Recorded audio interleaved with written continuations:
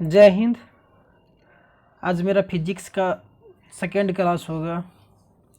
Page 1 से लेकर के 7 तक कंप्लीट करा चुके थे एनसीईआरटी का। आज पेज 8 से लेकर के 14 तक कंप्लीट होगा। तो आज जो मेरा चैप्टर है ये तरंग गति है, वेव स्पीड। तो क्वेश्चन है, रात्रि दृष्टि उपकरण नाइट विजन डिवाइस में प्रयोग किए जाने वाली तरंग कौन सी है। तो इसमें जो तरंग होता है कौन है, तो इंफ्रारेड वेव्स होता है। इम्पोर्टेंट क्वेश्चन है। इसे अवरक्त तरंगे भी कहा जाता है। विजिबल लाइट का तरंग दैर्ध्य कितना होता है। तो विजिबल लाइट का जो तरंग दैर्ध्य होता है ये जो होता है 390 से लेकर के 750 नैनोमीटर के मध्य होता है। छपेगा क्वेश्चन, ये मोस्ट इम्पॉर्टेंट क्वेश्चन है। ठीक है, कहता है कि आंतों से संबंधित रोगों के निदान के लिए कौन सी किरणों का प्रयोग किया जाता है। तो इसके लिए जो किया जाता है एक्स किरणों का प्रयोग किया जाता है। एक्स किरण का खोजकर्ता कौन था, तो रोंटगन के द्वारा इसका खोज किया गया हुआ था। कीड़ों तथा क्षति पहुंचाने वाले जीवों को घरों से दूर भगाने के लिए किस तरंग का प्रयोग किया जाता है। तो ये जो प्रयोग किया जाता है अल्ट्रासोनिक तरंग का प्रयोग किया जाता है। इम्पोर्टेंट क्वेश्चन है ये भी। आगे है, समीप आती हुई रेलगाड़ी की सीटी की आवृत्ति या तीक्ष्णता बढ़ती जाती है, ऐसा किस कारण होता है। तो ये मोस्ट इम्पोर्टेंट क्वेश्चन, इससे भी कर लीजिएगा। तो ये जो होता है डॉपलर प्रभाव के कारण होता है। कह रहा है कि क्रिस्टल की संरचना ज्ञात करने के लिए किन किरणों का प्रयोग किया जाता है। क्रिस्टल की संरचना ज्ञात करने के लिए जो प्रयोग किया जाता है एक्स किरण का प्रयोग किया जाता है।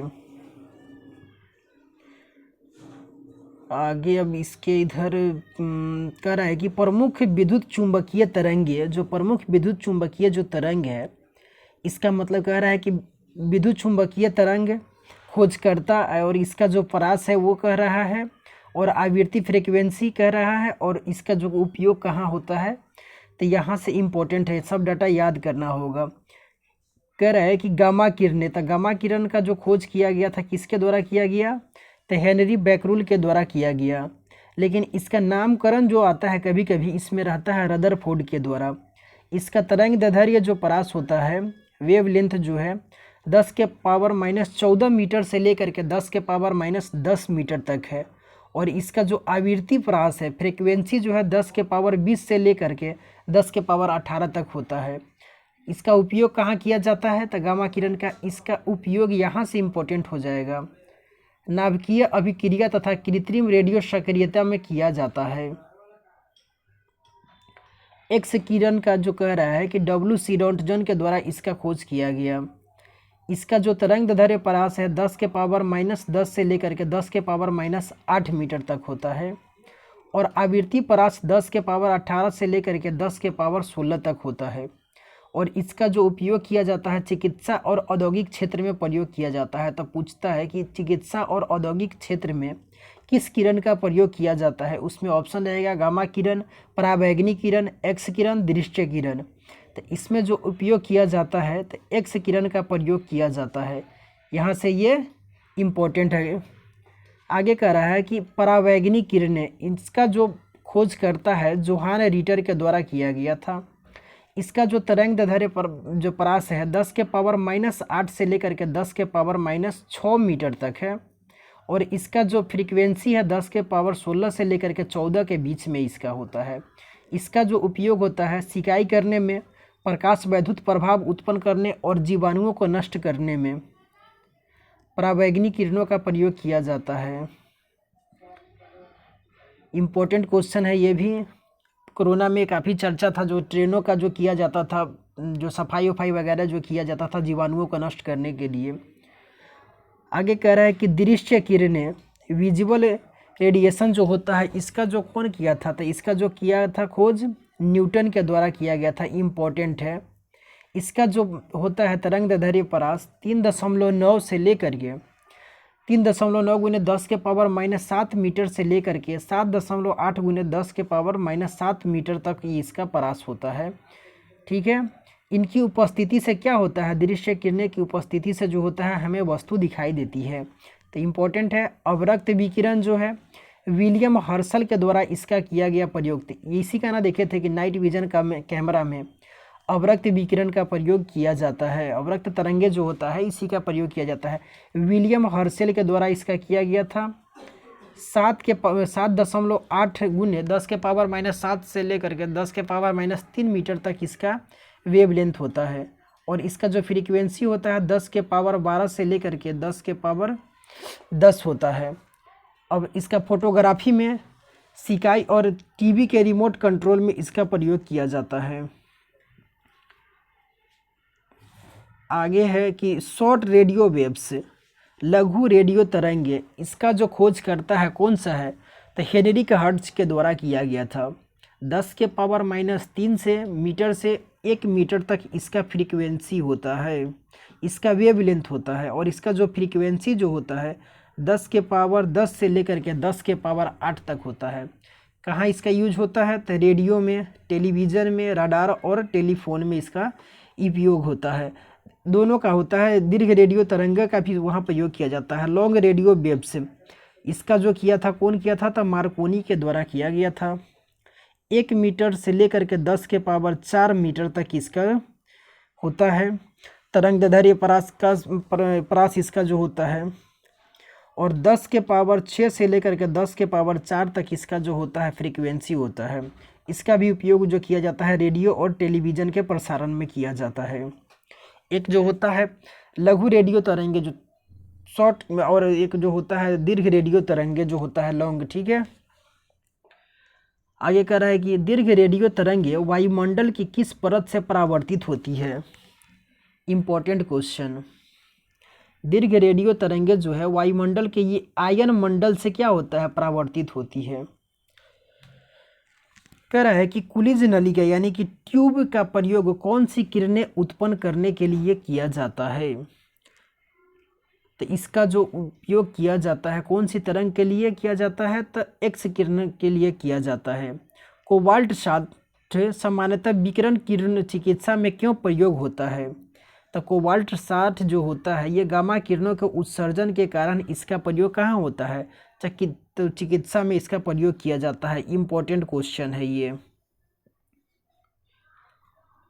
एक मिनट, अब इधर अब कह रहा है कि देखिए अनुप्रस्थ तरंगों के उदाहरण और अनुदैर्घ्य तरंगों को जो उदाहरण होता है, यानी कि ये कह रहा है कि अनुप्रस्थ तरंगों के उदाहरण में जो आता है मेरा प्रकाश तरंगे हो गया, भूकंपीय तरंगों में एस तरंगे हो गया, डोरी युक्त यंत्रों से उत्पन्न तरंगे हो गया जिसमें सितार, गिटार, बीना, स्थिर जल में पत्थर फेंकने पर उत्पन्न जो तरंगे होता है ये कैसा होता है, तो ये सब जो होता है ये अनुप्रस्थ तरंगे है। और उसके आगे जो कह रहा है कि लॉन्गिट्यूडिनल जो होता है यानी कि अनुदैर्घ्य जो होता है इसमें जो होता है ध्वनि तरंग। तो क्वेश्चन पूछता है ध्वनि तरंग कैसी तरंग है, तो ये जो है लॉन्गिट्यूडिनल है, मतलब ये अनुदैर्घ्य तरंग है, तो ये क्वेश्चन छपता है। ठीक है, और भूकंपीय तरंगों में जो पी तरंग जो होता है ये भी इसका उदाहरण है।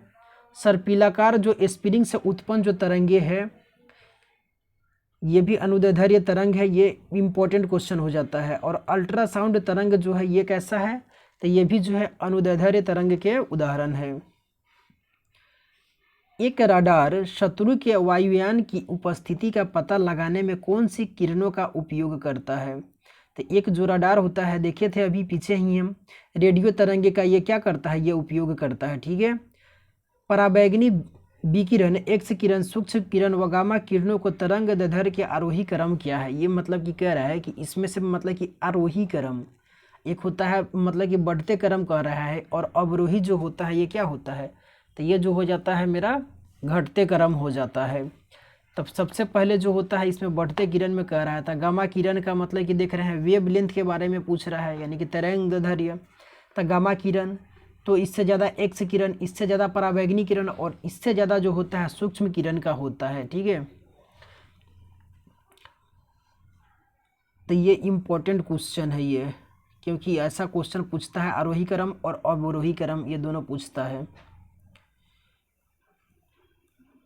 कहता है बंद चूल्हे यानी कि ओवन में किसका प्रयोग किया जाता है, जो होता है माइक्रोवेव जो होता है उसमें किसका प्रयोग किया जाता है, तो इसमें जो प्रयोग किया जाता है ये किया जाता है सूक्ष्म तरंगों का किया जाता है, यानी कि माइक्रोवेव का प्रयोग किया जाता है। इसका तरंग दैर्ध्य क्या होता है, काफ़ी हाई होता है। सुदूर संवेदी युक्ति नियंत्रण यानी कि रिमोट कंट्रोल डिवाइस में एक अंतर्निर्मित स्रोत क्या है, तो इसका पीछे ही देखे हुए थे, अवरक्त किरण का प्रयोग किया जाता है। कह रहा है कि दो उत्तरोत्तर श्रृंग और दो उत्तरोत्तर गर्त के बीच के दूरी को क्या कहा जाता है, तो ये जो कहा जाता है क्या कहा जाता है, तो ये जो होता है दोनों के बीच का जो होता है इसको वेव लेंथ बोला जाता है। ठीक है। कह रहा है कि समुद्र में डूबी वस्तुओं का पता लगाने के लिए प्रयुक्त किए जाने वाले उपकरण को क्या कहते हैं, तो इसे जो कहते हैं सोनार कहते हैं। लिखो, ये छपेगा।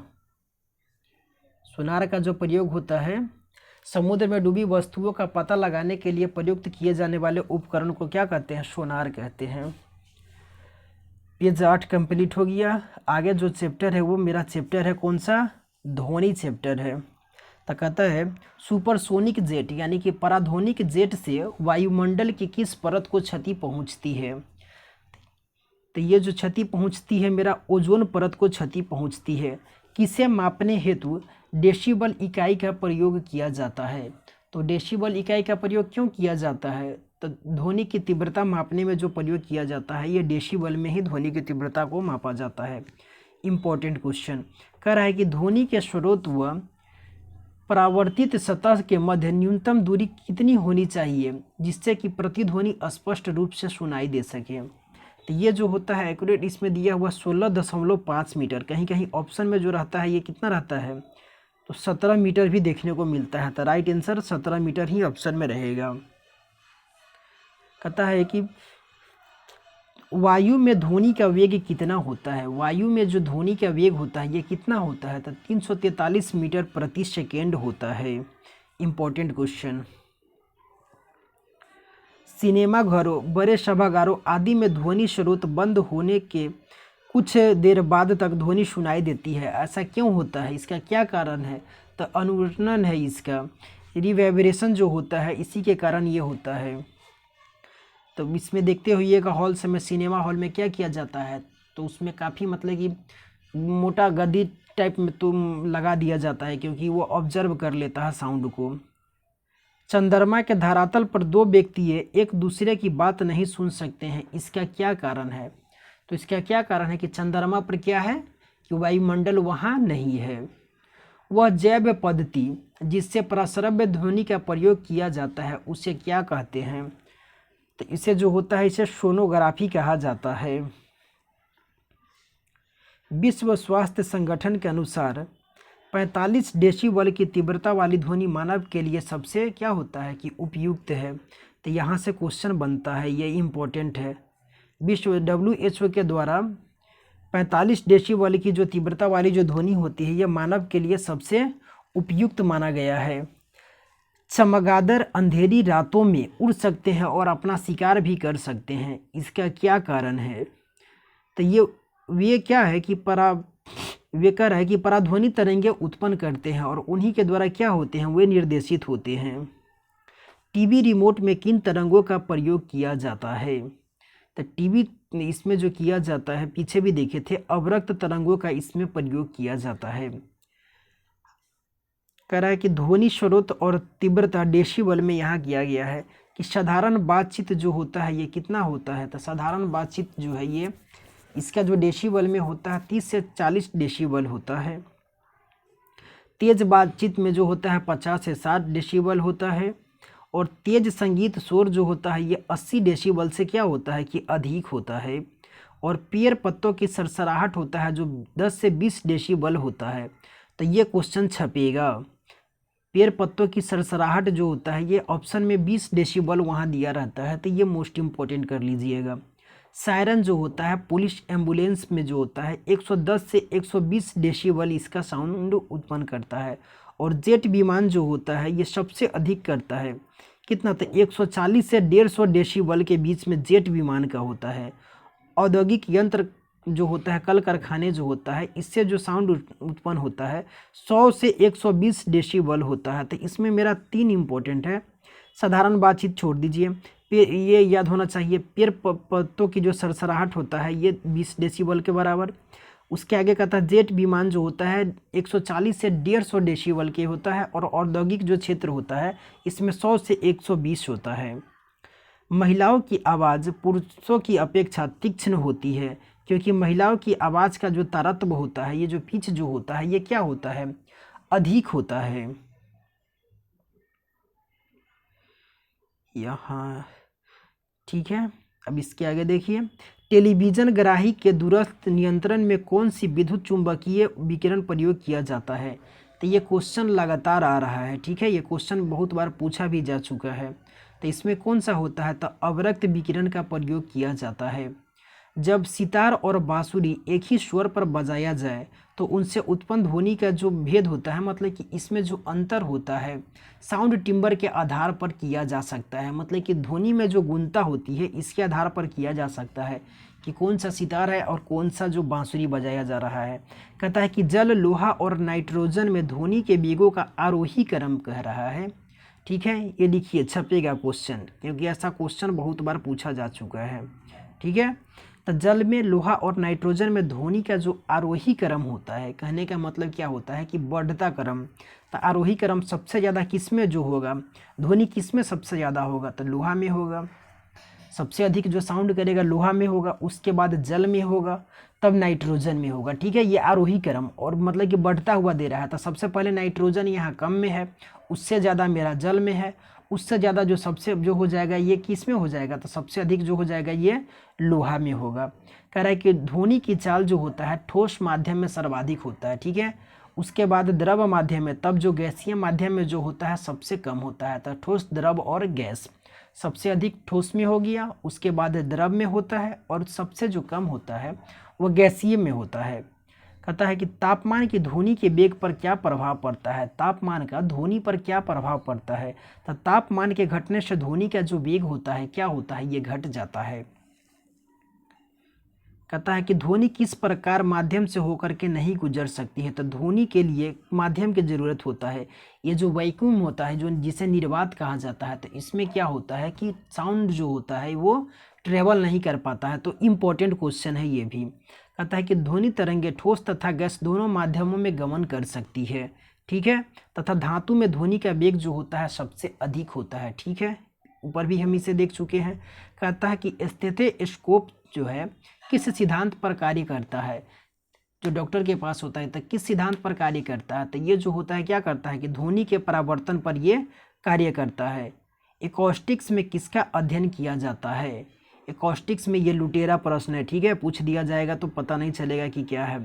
इसमें जो किया जाता है एकॉस्टिक्स में जो प्रयोग किसका अध्ययन किया जाता है, तो ध्वनि का अध्ययन किया जाता है। ध्वनि तरंगों में कौन सी घटना घटित नहीं हो सकती है। तो इसमें जो ध्रुवन की जो घटना है ये घटित नहीं हो सकती है। ध्वनि का जो पिच कहता है किस पर निर्भर करता है, तो ये जो होता है इसके फ्रीक्वेंसी पर निर्भर करता है, ठीक है, इसकी आवृत्ति पर यह निर्भर करता है। प्रतिध्वनि यानी कि इको का क्या कारण होता है, तो ध्वनि तरंगों का जो परावर्तन होता है यही जो होता है प्रतिध्वनि का कारण होता है। कह रहा है कि पराश्रव्य तरंगों की आवृत्ति लगभग कितनी होती है। तो पराश्रव्य तरंगों की जो आवृत्ति होती है ये 20,000 हर्ट्ज से क्या होता है कि अधिक होता है। कह रहा है कि मानव द्वारा श्रव्य तरंगों की आवृत्ति कितनी होती है। तो मानव द्वारा जो श्रव्य तरंगों की जो आकृति होती है ये 20 हर्ट्ज से लेकर के 20,000 हर्ट्ज तक के ये होता है। कह रहा है कि पराश्रव्य ध्वनि तरंगे किसके द्वारा सुनी जा सकती है। ये क्वेश्चन छपता है, तो ये किसके द्वारा सुना जा सकता है, तो कुत्ते और डॉल्फिन मछली के द्वारा क्या होता है कि पराश्रव्य तरंगों को सुना जा सकता है। कह रहा है विभिन्न माध्यमों में ध्वनि की चाल जो है इसमें दिया हुआ है 25 डिग्री सेल्सियस पर यहाँ दिया हुआ है। तो इसमें जो सबसे अधिक जो है किसमें है, तो एल्यूमिनियम में होता है। कितना है, तो 6420 मीटर पर सेकेंड जो होता है ये ध्वनि का स्पीड जो होता है किसमें होता है, तो ये जो होता है एल्यूमिनियम में होता है। स्टील में जो होता है 5960 होता है स्टील में। लोहा में कह रहा है कितना होता है, तो 5950 जो लोहा में होता है, ठीक है। कांच में जो होता है ये मतलब 3980 दिया हुआ है। ये डाटा मतलब कि कहीं कहीं मतलब कि आपको अलग भी मिल सकता है। लोहा में कहीं कहीं 5130 एनसीईआरटी में लूसेंट में देखने को मिलता है, और कांच में जो होता है ये 5640 के बराबर वहाँ देखने को मिलता है, लेकिन यहाँ 25 डिग्री सेल्सियस दिया हुआ है। जल में जो कह रहा है 0 डिग्री सेल्सियस पर कितना है, तो 1402 मीटर पर सेकेंड है। वायु में कह रहा है 0 डिग्री सेल्सियस पर जो कह रहा है 332 मीटर पर सेकेंड होता है। उसके आगे है ऑक्सीजन में कह रहा है कि 0 डिग्री सेल्सियस पर जो होता है 316 होता है। और हाइड्रोजन में जो कह रहा है कि 1286 है, कहीं कहीं 1269 भी देखने को मिलता है। और समुद्री जल में जो होता है 1533 है, और सामान्य जल में 1493 है।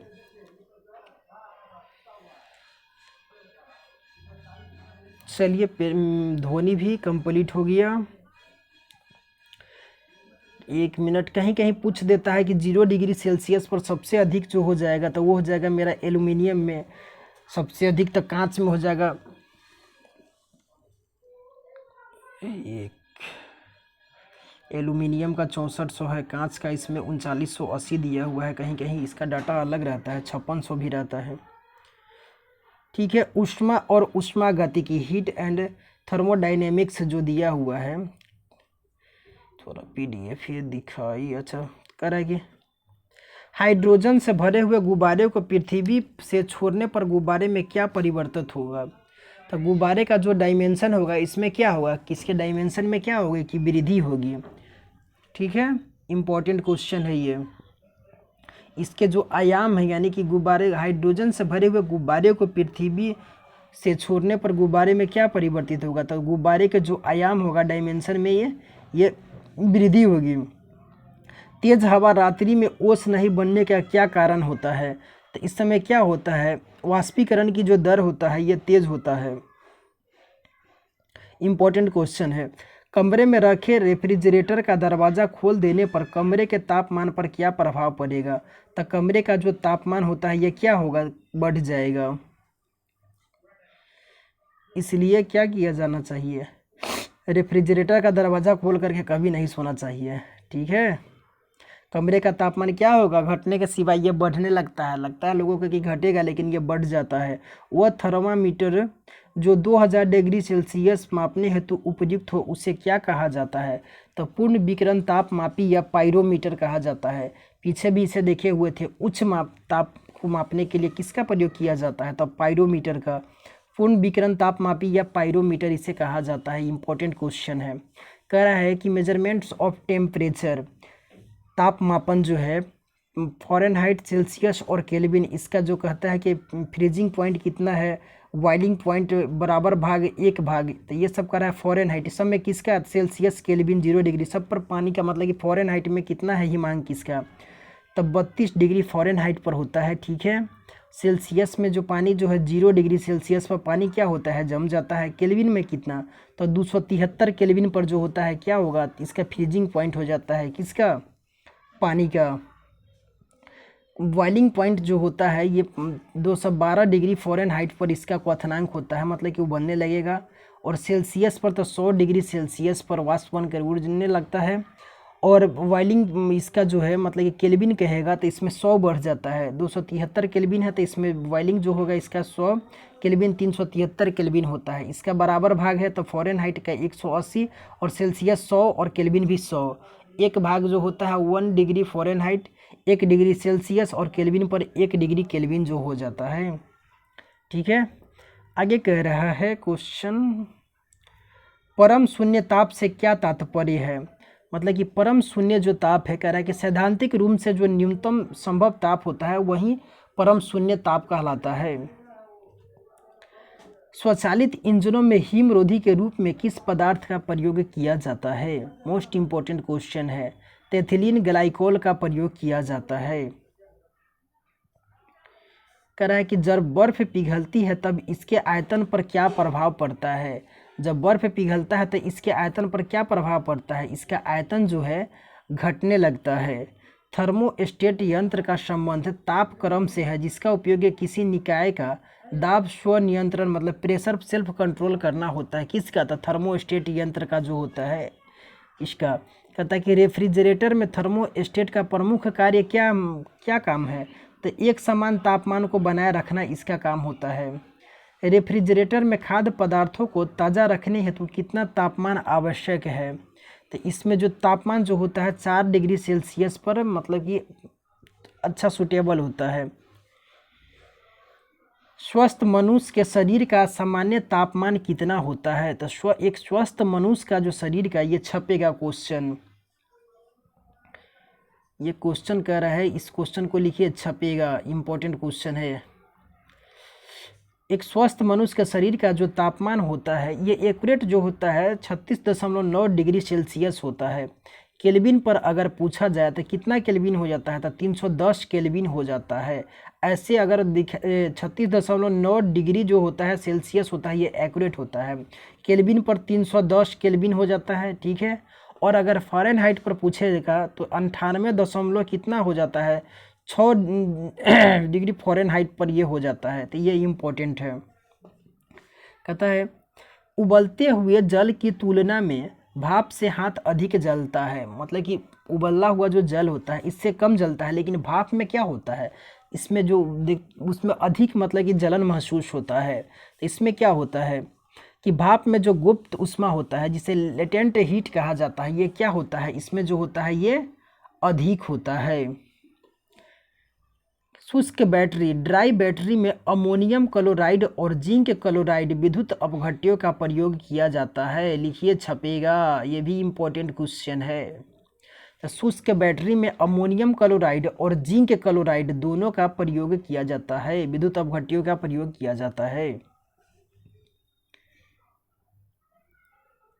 पानी में साधारण नमक मिलाने पर पानी का जो क्वथनांक होता है, क्वथनांक बिंदु क्या होता है, बॉइलिंग पॉइंट इसका जो बढ़ जाता है, और हिमांक बिंदु जो होता है क्या होता है, ये घट जाता है।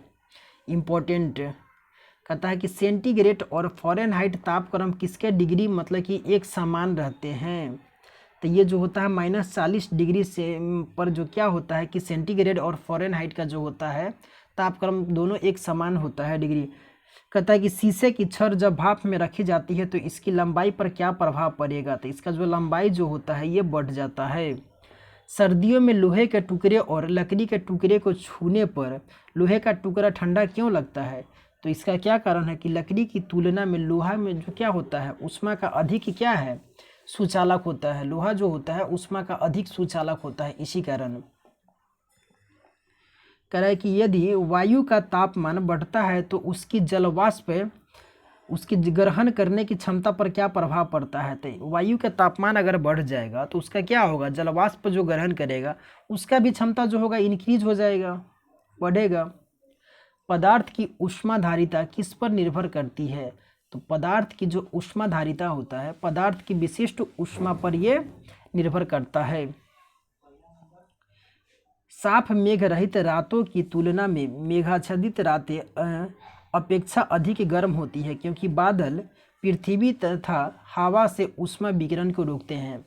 ठीक है, कहता है कि साफ मेघ रहित मतलब कि बादल नहीं रहता है, तो इसमें रातों की तुलना में मेघ जब बादल जब छाया रहता है तो उसमें रातें अधिक गर्म महसूस होती हैं, क्योंकि बादल जो है पृथ्वी तथा हवा से जो ऊष्मा का जो विकिरण होता है उसको क्या करता है, उसको रोकने का कार्य करता है। मोस्ट इम्पोर्टेंट क्वेश्चन है ये।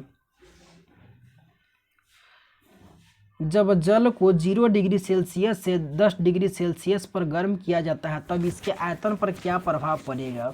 पहले घटता है फिर बढ़ता है, ऐसा क्वेश्चन अधिक पूछा जाता है। दाब बढ़ने पर जल के क्वथनांक पर क्या प्रभाव पड़ेगा। तो दाब बढ़ने पर जो जल का जो क्वथनांक होगा क्या होगा, तो जल का जो क्वथनांक होगा ये भी बढ़ जाएगा। गर्मी के दिनों में किस प्रकार के छाते का प्रयोग किया जाता है। ऊपर सफ़ेद नीचा काला, प्रयोग करना चाहिए लेकिन सब तक काले छाता का प्रयोग होता है, रंग बिरंगी करना। कह रहा है कि गर्मी के दिनों में किस प्रकार के छाते का प्रयोग किया जाता है, ऊपर सफ़ेद और नीचे काला। कह रहा है कि रेल की 2 पटरियां जोड़ते समय मध्य में थोड़ी जगह क्यों छोड़ी जाती है। कह रहा है कि पटरियों का जो ऊष्मीय प्रसार के लिए स्थान रखने के लिए इसका किया जाता है। प्रेशर कुकर के अंदर का उच्चतम तापमान निर्भर करता है। प्रेशर कुकर के अंदर का जो उच्चतम तापमान होता है यह किस पर निर्भर करता है? तो ऊपर के छिद्र के क्षेत्रफल और उस पर रखे गए वजन पर यह निर्भर करता है। कमरे में लगा हुआ जो एयर कंडीशनर होता है जिसके वातानुकूलक कहा जाता है, किसे नियंत्रित करता है? तो ये जो करता है ह्यूमिडिटी और टेम्परेचर दोनों को नियंत्रित करने का ये कार्य करता है। इम्पोर्टेंट क्वेश्चन है ये। एयर कंडीशनर किसे करता है? तो ह्यूमिडिटी और टेम्परेचर जो होता है ये दोनों को नियंत्रित करने का कार्य करता है। चालन कह रहा है, चालन के अनुप्रयोग। चालन जो शीत ऋतु में लकड़ी और लोहे के तापमान समान होने पर लोहे की कुर्सी अधिक ठंडी लगती है। मतलब एक इसमें क्या होता है, चालन होता है, संवहन होता है, विकिरण होता है। तो इसमें जो चालन का जो कह रहा है कि शीत ऋतु में जो लकड़ी का मतलब कि लकड़ी का जो होता है और लोहे का दोनों कुर्सी पर अगर उसे टच कीजिएगा तो कौन सा अधिक ठंडा महसूस होगा? जो लोहे का होगा वो अधिक ठंडा महसूस होगा। चीनी मिट्टी के प्याले में चाय पीना धातु के प्याले में चाय पीने से अधिक आसान होता है। ठीक है, चीनी मिट्टी में जो होता है ये मतलब मिट्टी के प्याले में चाय, इसमें क्या होता है कि हाथ में जलन कम महसूस होता है, और जो इसमें धातु का जो प्याला होता है इसमें क्या होता है, ये भी अधिक गर्म हो जाता है। तो ये सब किसका उदाहरण है? सब चालन का उदाहरण है। क्वेश्चन इसमें और है, कहता है डेजर्ट कूलर तथा शीतलन किस सिद्धांत के आधार पर कार्य करता है? डेजर्ट कूलर जो होता है और शीतलन जो होता है, प्रशीतक जिसको कहा जाता है, वाष्पन शीतलन के सिद्धांत पर यह कार्य करता है। ठीक है, किस तरल की विशिष्ट ऊष्मा सर्वाधिक होती है? ये इंपॉर्टेंट क्वेश्चन है। तो जो जल का जो विशिष्ट ऊष्मा जो होता है ये सर्वाधिक होता है। पसीने की हमारे शरीर का क्या भूमिका है, क्या करता है? तो ये शरीर का ताप नियंत्रित करने में सहायक होता है। बीपीएससी का ये क्वेश्चन है, प्री का बीपीएससी प्री में ये क्वेश्चन पूछा जा चुका है, इम्पोर्टेंट है। गर्म मौसम में पंखा चलने से आराम क्यों महसूस होता है? तो इसमें क्या होता है, पसीना जो होता है तेजी से क्या होने लगता है, वाष्पीकृत होने लगता है, जिससे क्या होता है, आराम महसूस होता है। मिट्टी के घड़े में जल क्यों ठंडा रहता है? तो मिट्टी के जो घड़े में जो जल जो ठंडा रहता है ये वाष्पीकरण के कारण जो रहता है ये ठंडा होता है। देखे थे ना, चालन देखे थे, संवहन है और ये विकिरण है। ये संवहन के आगे है। विद्युत बल्ब में लगे तंतु को गलने से बचाने के लिए संवहन के अनुप्रयोग। पृथ्वी का वायुमंडल संवहन द्वारा ही गर्म होता है। लिखिए, छपेगा क्वेश्चन, ये क्वेश्चन। पृथ्वी का जो वायुमंडल है ये संवहन द्वारा ही गर्म होता है, ये छपेगा। मोटर कार का रेडिएटर शीतलन तंत्र भी संवहन सिद्धांत पर कार्य करता है। ये भी जो है संवहन के सिद्धांत पर कार्य करता है। रेफ्रिजरेटर में फ्रीजर ऊपर की ओर क्यों बनाया जाता है? रेफ्रिजरेटर में जो फ्रीजर है इसी के कारण, संवहन के कारण ही क्या होता है, फ्रीजर जो होता है ऊपर की ओर बनाया जाता है। गर्म जो वाष्प जो होता है ये क्या होता है, ये जो हवा होता है ऊपर की ओर उठता है, ऊपर की ओर, और फ्रीजर जब ऊपर रहता है तो उससे टकरा करके क्या होता है, वो ठंडा होकर के पुनः नीचे आना शुरू हो जाता है।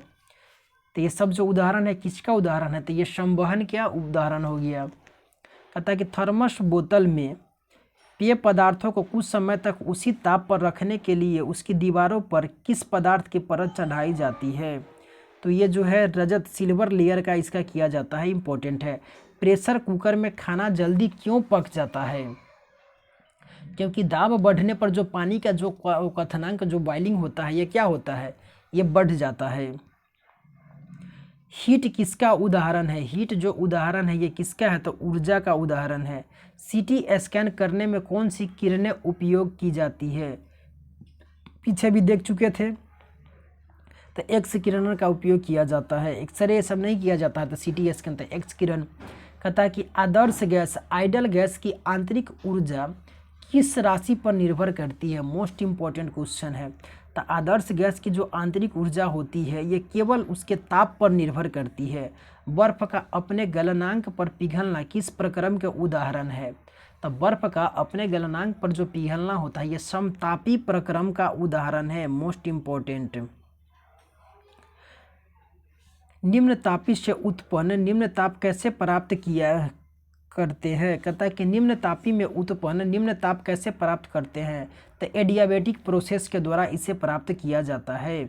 इम्पोर्टेंट क्वेश्चन ये भी है। एडियाबेटिक रुद्धोष्म प्रक्रम के द्वारा 1 किलो कैलोरी ऊष्मा कितने जूल के बराबर होती है? तो ये जो होता है 4.18 गुने 10 के पावर 3 जूल के कार्य तुल्य के ये बराबर हो जाता है। तो 1 किलो कैलोरी ऊष्मा जो होता है, ये क्वेश्चन इम्पोर्टेंट है। 4.18 गुने 10 के पावर 3 जूल कार्य के बराबर ये हो जाता है। विकिरण देखे थे, चालन, संवहन और विकिरण देखे थे। तो विकिरण में क्या होता है कि सूर्य की ऊष्मा पृथ्वी तक जो आता है किससे आता है? तो विकिरण के रूप में ही पहुंचती है।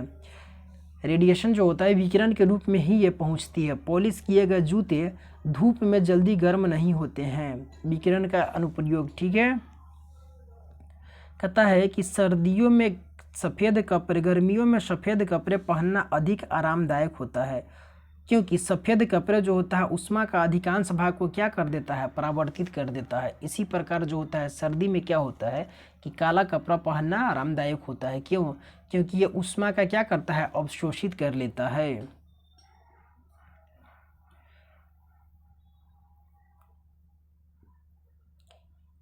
यहाँ देखिए, यहाँ पढ़ दिए थे क्या? जल का घनत्व किस ताप पर अधिकतम होता है? जो जल का जो घनत्व होता है किस पर अधिकतम होता है? तो 4 डिग्री सेल्सियस पर जो होता है ये अधिकतम होता है। इम्पोर्टेंट क्वेश्चन है, ये पीछे भी बताए थे। ऊष्मागतिकी का प्रथम नियम किस अवधारणा की पुष्टि करता है? तो छपेगा, ये ऊर्जा संरक्षण का करता है। ठीक है, ऊष्मागतिकी का जो पहला जो नियम है ये ऊर्जा संरक्षण का सिद्धांत बताता है। जब किसी कांच की बोतल में पानी भरा जाता है और उसे बंद करके जमने दिया जाता है तो क्या होता है? बोतल जो है ये टूट जाता है। क्योंकि पानी जमने पर क्या होता है? फैलता है। इसी कारण फ्रिज वगैरह में जो पानी रखा जाता है, बोतल में जो साइज होता है उसे थोड़ा कम करके रखा जाता है। ऊंचाई बढ़ने के साथ साथ जल का क्वथनांक क्यों घटता है? कह रहा है कि ऊंचाई बढ़ने के साथ साथ जल का क्वथनांक क्यों घटता है? क्योंकि ऊंचाई बढ़ने के साथ वायु दाब क्या होता है? घटता जाता है। ऊंचे पहाड़ों पर सदैव बर्फ जमी रहती है, क्योंकि ऊंचे पहाड़ों पर तापमान प्रायः हिमांक से कम रहता है, अतः वहाँ वातावरण की जलवाष्प जमकर क्या होता है? बर्फ बन जाती है। इम्पोर्टेंट है ये भी। कहता है कि ठोस का पूर्व से वाष्प बनने की प्रक्रिया क्या कहलाता है? तो ये ऊर्ध्वपातन होता है। सब्लिमेशन जो होता है, ऊष्मा किस प्रक्रिया द्वारा तीव्र गति से स्थानांतरित होती है? तो ये रेडिएशन जो विकिरण जो देखे थे, ऊष्मा किस तीव्र गति से स्थानांतरित होती है? तो ये विकिरण के द्वारा। कहता है कि किसी पदार्थ का तापमान परिवर्तन किए बिना द्रव से गैस में परिवर्तन करने के लिए आवश्यक ऊष्मा को क्या कहते हैं? तो इसके जो वाष्पन की जो होता है गुप्त ऊष्मा होता है। देखिए को क्या कह रहा है कि किसी पदार्थ का तापमान परिवर्तन किए बिना, मतलब कि जो तापमान है, मतलब किसी पर उसका तापमान परिवर्तन किए बिना सीधे द्रव से गैस में परिवर्तन करने के लिए जो होता है आवश्यक ऊष्मा को क्या कहते हैं? तो इसके जो कहा जाता है वाष्पन की गुप्त ऊष्मा। एक कृष्णिका यानी कि ब्लैक बॉडी किसे उत्सर्जित करता है? तो ये सभी तरंगदैर्ध्य का जो विकिरण होता है उसे उत्सर्जित करता है। एथिल अल्कोहल किस तापमान पर जमता है? तो एथिल अल्कोहल है किस तापमान पर ये जमता है? तो ये जो जमता है -114 डिग्री सेल्सियस पर ये जमता है। ये -114 डिग्री सेल्सियस इसे कीजिएगा। ठीक है, 114 डिग्री नहीं लगा दीजिएगा, -114 डिग्री सेल्सियस पर जो है ये एथिल अल्कोहल जमता है। कहता है कि तारों के अंदर ऊर्जा उत्पादन के लिए कौन सी अभिक्रियाएं होती है? तो ताप नाभिकीय अभिक्रियाएं होती है। थर्मल न्यूक्लियर जो रिएक्शन होता है तारों के अंदर जो होता है ऊर्जा उत्पादन के लिए, ताप नाभिकीय अभिक्रिया। तारों का रंग क्या प्रदर्शित करता है? तो तारों का रंग, ये इम्पोर्टेंट क्वेश्चन है, इसे लिखिए, छपेगा। तारों का रंग क्या प्रदर्शित करता है? तो इसका जो तापमान होता है वो प्रदर्शित करता है। एथेनॉल के वाणिज्यिक उत्पादन के लिए किस खमीर यानी कि ईस्ट का प्रयोग किया जाता है? तो सेक्रोमाइसिस सेरेवेसी का प्रयोग किया जाता है। ये भी इम्पोर्टेंट क्वेश्चन। ऊनी कपड़े शरीर को गर्म क्यों रखते हैं? क्योंकि ऊन ऊष्मा का एक खराब बैड कंडक्टर है। ऊष्मा की वह मात्रा जो किसी पदार्थ के 1 किलोग्राम द्रव्यमान को उसके क्वथनांक यानी कि बॉइलिंग पॉइंट में पर वाष्प में परिवर्तित करने के लिए प्रदान की जाती है उसे वाष्पन की गुप्त ऊष्मा कहा जाता है। ठीक है, ये स्किप कर सकते हैं, उतना ये इम्पोर्टेंट भी नहीं है। कहता है कि ऑप्टिक्स कह रहा है कि प्रकाशिकी, आगे का जो चैप्टर है ये ऑप्टिक्स से कहता है कि प्रकाश तंतु किस सिद्धांत पर कार्य करता है। तो प्रकाश तंतु जो होता है टोटल इंटरनल रिफ्लेक्शन पर काम करता है। किस पर काम करता है? तो पूर्ण आंतरिक परावर्तन पर यह कार्य करता है। इम्पोर्टेंट है। कह रहा है कि मृग मरीचिका किसका उदाहरण है? तो मृग मरीचिका जो मिराज जो देखते हैं ये प्रकाश का पूर्ण आंतरिक परावर्तन का उदाहरण है। इम्पोर्टेंट है। ये उदाहरण भी दे दिया जाता है कि सड़कों पर जब चलते समय जो लगेगा क्या कि लगेगा कि रोड पर पानी है, उसके बाद रेगिस्तान में लगेगा कि पेड़ पौधा उल्टा दिखाई देगा। ये सब मृग मरीचिका का उदाहरण होता है। इसमें क्या होता है कि प्रकाश का पूर्ण आंतरिक परावर्तन है। कहता है कि प्रकाश तरंगों के वायु से कांच में जाने पर कौन से गुण प्रभावित होते हैं? तो इसका जो तरंग दैर्ध्य और जो वेग होता है ये दोनों प्रभावित हो जाता है वायु से कांच में जाने पर। जब प्रकाश एक माध्यम से दूसरे माध्यम में प्रवेश करता है तो उसकी जो फ्रीक्वेंसी होती है वो क्या होता है कि अपरिवर्तित रहती है। तरंग दैर्ध्य बदल जाता है और वेग बदल जाता है, लेकिन जब इसका जो फ्रीक्वेंसी होता है ये अपरिवर्तित रहता है, ये छपेगा। इसका जो आवृत्ति होता है ये नहीं बदलता है। ठीक है। कहता निर्वात में प्रकाश की गति कितनी होती है? तो निर्वात में जो प्रकाश की गति होती है 3×10⁸ मीटर पर सेकेंड होती है निर्वात में। ये भी छपेगा क्वेश्चन। प्रकाश संश्लेषण की क्रिया में ऊर्जा का रूपांतरण किस प्रकार होता है? प्रकाश ऊर्जा से रासायनिक ऊर्जा में होता है। प्रकाश संश्लेषण में क्या होता है? ऊर्जा का रूपांतरण जो होता है प्रकाश ऊर्जा से रासायनिक ऊर्जा में होता है। दाढ़ी बनाने के लिए किस दर्पण का प्रयोग किया जाता है? इंपॉर्टेंट क्वेश्चन है। तो ये अवतल दर्पण का प्रयोग किया जाता है। प्रकाश सजावट के लिए विसर्जन लैंपों में किस गैसों का प्रयोग किया जाता है? तो नियोन गैस का प्रयोग किया जाता है। ये भी इंपॉर्टेंट क्वेश्चन है। लाल रंग की जो वेवलेंथ होता है सबसे अधिक होता है, जबकि बैगनी का जो होता है ये सबसे कम होता है। ये भी इंपॉर्टेंट क्वेश्चन है। कहता है कि क्षितिज के समीप सूर्य और चंद्रमा के दीर्घ वृत्ताकार दिखाई देने का क्या कारण है? तो ये इसका जो कारण है प्रकाश का जो होता है ये अपवर्तन होता है। वास्तविक सूर्योदय से कुछ समय पहले ही सूर्य क्यों दिखाई देने लगता है? तो प्रकाश के अपवर्तन के कारण ये ऐसा होता है। ये छपेगा क्वेश्चन। कहता है कि खतरे के संकेतों के लिए लाल प्रकाश का प्रयोग क्यों किया जाता है? तो लाल प्रकाश का जो प्रकीर्णन होता है स्कैटरिंग सबसे कम होता है, इस कारण इसका प्रयोग किया जाता है। साबुन के पतले झाग में चमकदार रंग किस घटना के कारण दिखाई देते हैं? तो बहुलित परावर्तन और व्यतिकरण के कारण जो होता है ये दिखाई देते हैं। ठीक है। स्पष्ट दृष्टि की न्यूनतम दूरी कितनी होनी चाहिए? मतलब कितनी होती है? तो 25 सेंटीमीटर। ये छपेगा क्वेश्चन।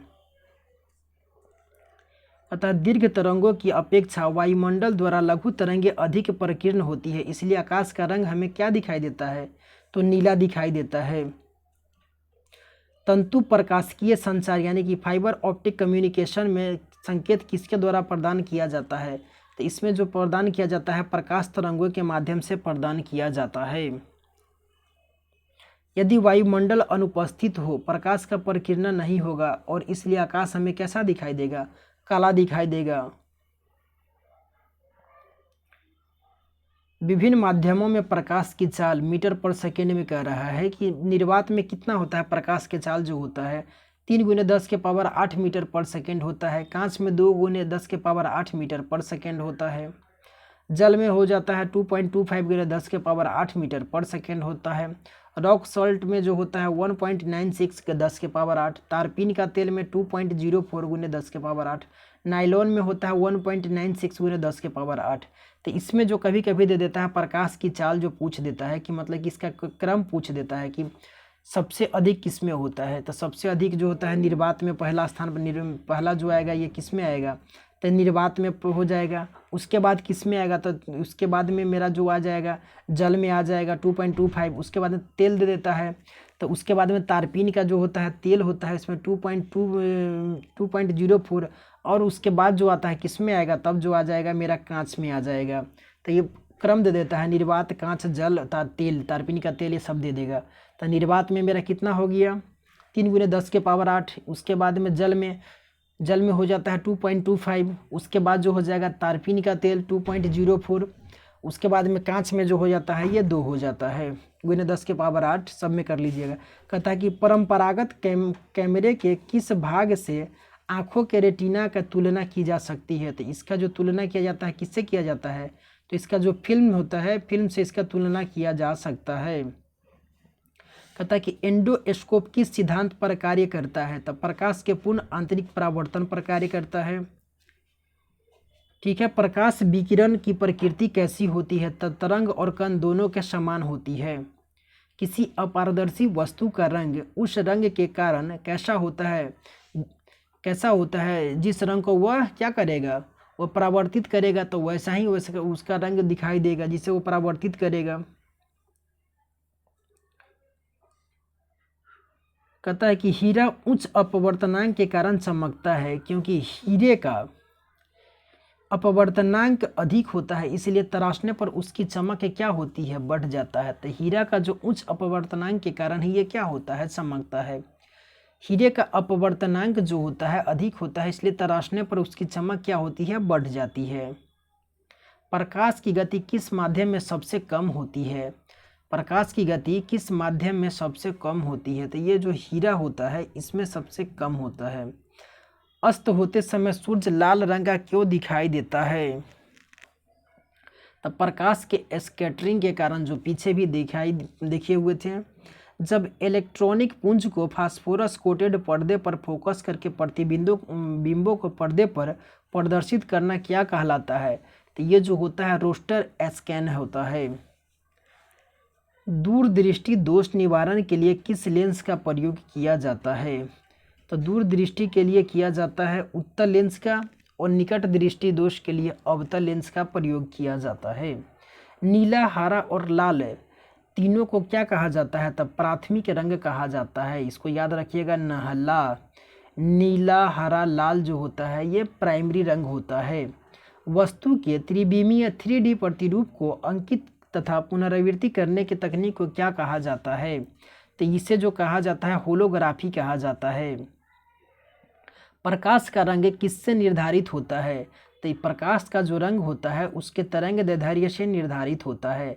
पढ़ने में काम आने वाले दर्पण में कौन सा लेंस प्रयोग होता है, तो ये कौन सा होता है, तो उत्तल लेंस का प्रयोग किया जाता है। निकट दृष्टि दोष में कौन सा,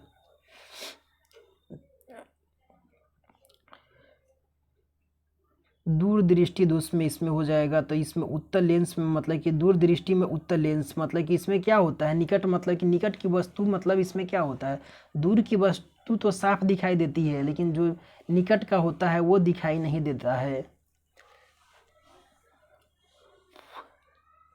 तो पढ़ने में काम आने वाला जो दर्पण हो जाता है ये कन्वेक्स हो जाता है, उत्तल लेंस हो जाता है। यही यदि वायुमंडल ये देख लिए, इसके आगे है पेज, इसी का है, लंबा अधिक चैप्टर सब है। ये कहता है दूरदर्शन के संकेत एक निश्चित दूरी के बाद क्यों नहीं मिल पाते हैं, तो कर्व्ड है, क्योंकि इसका पृथ्वी का जो सतह है वक्राकार है, इस कारण जो नहीं मिल पाता है।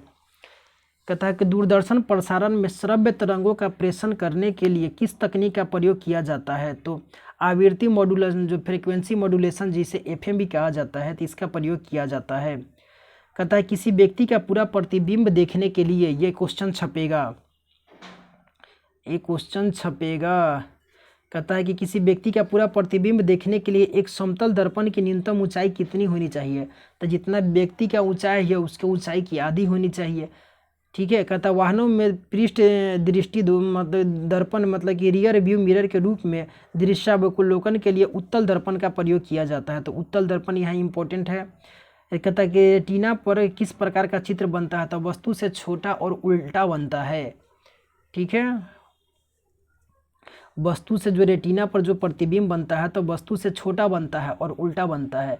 किस रंग के प्रकाश की ऊर्जा सर्वाधिक होती है, तो नीला प्रकाश के, लिखो छपेगा, ये भी क्वेश्चन छपने वाला है। कहता है कि एक आंख की अपेक्षा 2 आंखों से देखना अधिक स्पष्ट होता है, क्योंकि इसे देखे जाने वाली वस्तु की दूरी और गहराई का सही अनुमान होता है। ये भी क्वेश्चन इंपॉर्टेंट है। कहता है वायुमंडल में प्रकाश के प्रकीर्णन का मुख्य कारण क्या है? तो वायुमंडल में उपस्थित जो धूल कण है यही इसका मुख्य कारण है। अंतरिक्ष यात्री को आकाश का रंग कैसा दिखाई देता है? तो उसे काला दिखाई देता है, छपेगा, क्वेश्चन पूछा जाता है। कहता है कि निकट दृष्टि दोष जिसे मायोपिया को दूर करने के लिए अवतल मतलब कि कनकेव लेंस का प्रयोग किया जाता है। लेंस की क्षमता की इकाई क्या होती है? तो डायोप्टर होता है। लेंस की क्षमता की जो इकाई होती है ये डायोप्टर होता है। विभिन्न रंगों की तरंग दैर्ध्य कह रहा है कि बैगनी, यानी कि इसमें भी विजियोर शब्द दिया हुआ है, तो बैगनी का 3900 से लेकर एंगस्ट्रम से लेकर के 4460 हो जाता है। नीला जामुनी का 4460 से लेकर के 4650, आसमानी का 4650 से 5000। तो इसमें जो सबसे अधिक जो पूछा जाता है ये देख लीजिए, इसमें किसका मतलब कि बैगनी का जो होता है सबसे कम होता है 3900 से लेकर के 4460, और सबसे अधिक हो जाता है मेरा किसका हो जाता है? लाल रंग का जो तरंग दैर्ध्य होता है ये सबसे अधिक हो जाता है 6200 से लेकर के 7600 एंगस्ट्रम के बीच में हो जाता है।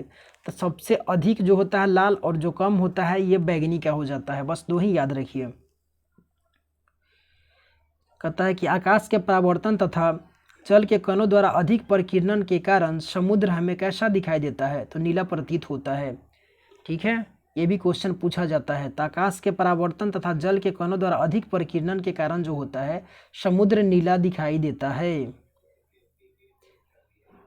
कहता है कि चश्मे के धूप की क्षमता कितनी होती है? तो चश्मे का जो धूप के जो क्षमता होता है ये 0 डायोप्टर होता है। एक समतल दर्पण की वक्रता त्रिज्या कितनी होती है? तो अनंत। कहता है प्रसारी ब्रह्मांड की संकल्पना किस सिद्धांत पर आधारित है? ये जो आधारित है किस पर है? तो डॉपलर इफेक्ट पर है। इंपॉर्टेंट क्वेश्चन है ये।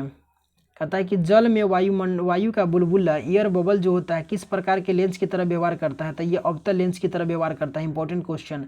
सर्च लाइट में कौन सा? तो अवतल दर्पण का प्रयोग किया जाता है, ये भी इंपॉर्टेंट क्वेश्चन है। रमन प्रभाव का संबंध किस प्रकार की किरणों से है? तो ये जो किरणों से है ये सभी पारदर्शी माध्यमों की किरणों से है। कह रहा है कि ध्वनि के उत्पादन के लिए सीडी मतलब कि कॉम्पैक्ट डिस्क वो ऑडियो प्लेयर में क्या होता है? तो लेजर बीम। ठीक है। कहता है कि जब दो समांतर समतल दर्पणों के मध्य कोई वस्तु रख दी जाती है तो उस पर अनंत प्रतिबिंब बनते हैं। इंपॉर्टेंट क्वेश्चन है। कह रहा है कि जब दो समांतर समतल दर्पण के बीच में क्या होता है कि कोई वस्तु रख दिया जाएगा तो उस पर अनंत प्रतिबिंब बनता है। कह रहा है कि जब लाल, नीले तथा हरे प्रकाश का पुंज एक स्थान पर पड़ता है तब प्रकाश का रंग कैसा प्रतीत होता है? तो जब प्रकाश का जो रंग होता है ये सफ़ेद प्रतीत होता है। जब लाल, नीला तथा हरे प्रकाश का पुंज एक स्थान पर पड़ता है तब प्रकाश का जो रंग होता है ये कैसा होता है? तो सफ़ेद प्रतीत होता है। इम्पोर्टेंट है। कहता है मानव आँख दृश्य प्रकाश के किस तरंग दैर्ध्य के लिए सर्वाधिक सुग्राही होता है? तो 5500 एंगस्ट्रम के लिए होता है। ये छपने वाला क्वेश्चन है, लिखिए, छपेगा ये क्वेश्चन। कहता है कि सूर्य के प्रकाश को पृथ्वी पर पहुंचने में कितना समय लगता है? लगभग 8.5 मिनट का समय लगता है। 8 मिनट, इसमें राइट जो होता है 8 मिनट 16.6 सेकेंड होता है। लेकिन इसका तो बीपीएससी का भी आंसर कुछ और मानता है, कभी कुछ और मानता है। लगभग 8.5 मिनट, लेकिन इसमें जो होता है 4 ऑप्शन रहेगा तो वहाँ से इसमें ई ऑप्शन का लोचा इसमें नहीं होता है बिहार एसएससी में। कहता है जब प्रकाश किसी प्रिज्म से होकर गुजरता है तब अपवर्तन के पश्चात सूर्य का प्रकाश अपने विभिन्न वर्णों रंग यानी कि रंगों में विभाजित हो जाता है। इसे प्रकाश का क्या कहते हैं? कि वर्ण विक्षेपण कहते हैं। तथा प्रकाश से प्राप्त विभिन्न रंगों का समूह वर्णक्रम या स्पेक्ट्रम कहलाता है। ठीक है, ये तो जानते ही हैं। कहता है कि चंद्रमा से आने के बाद प्रकाश हम तक कितने सेकंड में पहुंचता है? तो 1.2 सेकेंड या 3 सेकेंड भी दिया जाता है। 1.2 सेकेंड में पहुंचता है। इंद्रधनुष के रंगों का सही अनुक्रम क्या है? तो इंद्रधनुष के रंगों का सही है वही विजुअल जो हो जाता है। तो बैगनी, नीला, आसमानी, हरा, पीला, नारंगी और लाल। इंद्रधनुष बनने के लिए वर्ण विक्षेपण, अपवर्तन और पूर्ण आंतरिक परावर्तन आदि भौतिक परिघटनाएं उत्तरदायी होती है। इसमें तीनों घटनाएं होती है। क्या होता है कि वर्ण का विक्षेपण होता है, अपवर्तन होता है, वर्ण विक्षेपण हो गया, अपवर्तन हो गया, पूर्ण आंतरिक परावर्तन, ये तीनों घटनाएं इसमें उत्तरदायी होती है। सूर्य से आने वाली प्रकाश किरणों को किस दर्पण की सहायता से एक बिंदु पर केंद्रित किया जा सकता है? तो ये जो किया जा सकता है किसके द्वारा? तो अवतल दर्पण के द्वारा इसे केंद्रित किया जा सकता है। कहता है पूर्ण सूर्य ग्रहण के समय सूर्य को नंगी आंखों से देखने से आंख को क्षति पहुंचती है। रेटिना का जलने इसके लिए सूर्य की कौन सी किरणें उत्तरदायी है? तो पराबैंगनी अल्ट्रावायलेट जो रेज होता है ये इसके लिए उत्तरदायी होता है। आगे चैप्टर है इलेक्ट्रिक करंट, विद्युत धारा। कह रहा है कि हैलोजन लैंप का तंतु किस मिश्र धातु से निर्मित होता है? तो हैलोजन लैंप का जो होता है ये किससे निर्मित होता है? तो टंगस्टन और सोडियम दोनों से निर्मित होता है। ये इस धातु से ये निर्मित होता है। 1 किलोवाट का मान कितना होता है? इम्पोर्टेंट क्वेश्चन है, छपने वाला क्वेश्चन है। 1 किलोवाट का जो मान होता है 3.6 × 10⁻6 जूल होता है। ये क्वेश्चन छपेगा। जलते हुए लैंप पे विद्युत बल्ब के तंतु का तापमान कितना होता है? तो ये जो होता है जो 2000 डिग्री सेल्सियस से लेकर के 2500 डिग्री सेल्सियस तक होता है। कह रहा है कि बिजली के बल्ब की तुलना में फ्लोरोसेंट ट्यूब विद्युत ऊर्जा का प्रकाश ऊर्जा में अधिक मात्रा में परिवर्तित करती है, इसलिए बिजली के बल्ब की तुलना में फ्लोरोसेंट ट्यूब का जो होता है अधिक उपयोग किया जाता है। क्या होता है? ये जो होता है बिजली के बल्ब की तुलना में जो होता है फ्लोरोसेंट ट्यूब जो होता है ये विद्युत ऊर्जा और का प्रकाश ऊर्जा में क्या होता है कि विद्युत ऊर्जा जो होता है इसे प्रकाश ऊर्जा में अधिक परिवर्तन करता है, इस कारण इसका प्रयोग अधिक किया जाता है। फ्यूज में प्रयुक्त होने वाले तार की क्या विशेषता होती है? तो इसमें जो लिखी है छपेगा, ये क्वेश्चन जो है फ्यूज वाला क्वेश्चन ये छपेगा। उच्च प्रतिरोधक शक्ति तथा निम्न इसका गलनांक होता है। विद्युत बल्ब का तंतु जो होता है किससे बना होता है? तो ये टंगस्टन से बना होता है। Important question. स्टोरेज बैटरी को चार्ज करने हेतु किस धातु की आवश्यकता होती है? तो डायरेक्ट करंट मतलब कि डीसी की आवश्यकता होती है। डायनेमो बिजली उत्पादन हेतु प्रयोग में लाया जाता है, यह ऊर्जा के किस प्रकार से संबंधित है? तो ये आंतरिक ऊर्जा को क्या करता है कि विद्युत ऊर्जा में परिवर्तित करने का काम करता है डायनेमो। ये क्वेश्चन छपेगा, बहुत बार ये क्वेश्चन पूछा जा चुका है।